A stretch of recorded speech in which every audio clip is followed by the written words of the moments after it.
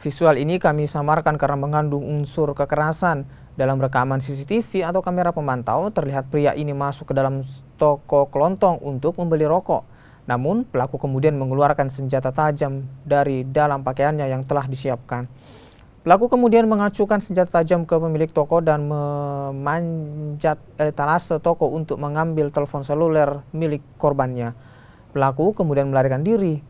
Usai menerima laporan dari korban, polisi kemudian melakukan penyelidikan dan menemukan barang bukti senjata tajam yang ditinggalkan pelaku. Polisi menduga pelaku berjumlah 2 orang dan kini masih dalam pengejaran pihak kepolisian.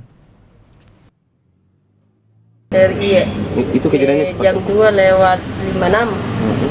Itu bisa diceritakan peristiwa seperti apa, Bu, pada kejadian? Dia masuk saja, dia mau beli rokok 5.000. Rokok 5.000 kan 4,5 sudah kejualkannya, jadi 500-nya apa? Nah bilang gula-gula, mau pasti kasih gula-gula, nah kasih keluar parannya.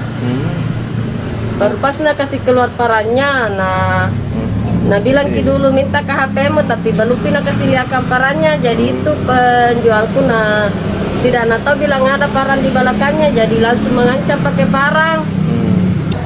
Jadi kegiatan Polsek Lumajang, setelah kita menerima pengaduan dari masyarakat, kita langsung ke TKP, kita langsung mengamankan barang bukti dan mengidentifikasi tersangka yang sementara ini dalam pengejaran.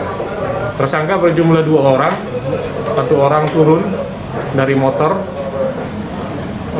untuk melakukan aksinya, sementara 1 orang lagi standby di motor dan tidak mematikan motor. Bang, modusnya Bang dari para pelaku ini seperti apa? Untuk modus yang dilakukan oleh pelaku, pelaku berpura-pura membeli sejumlah barang, yaitu rokok ya.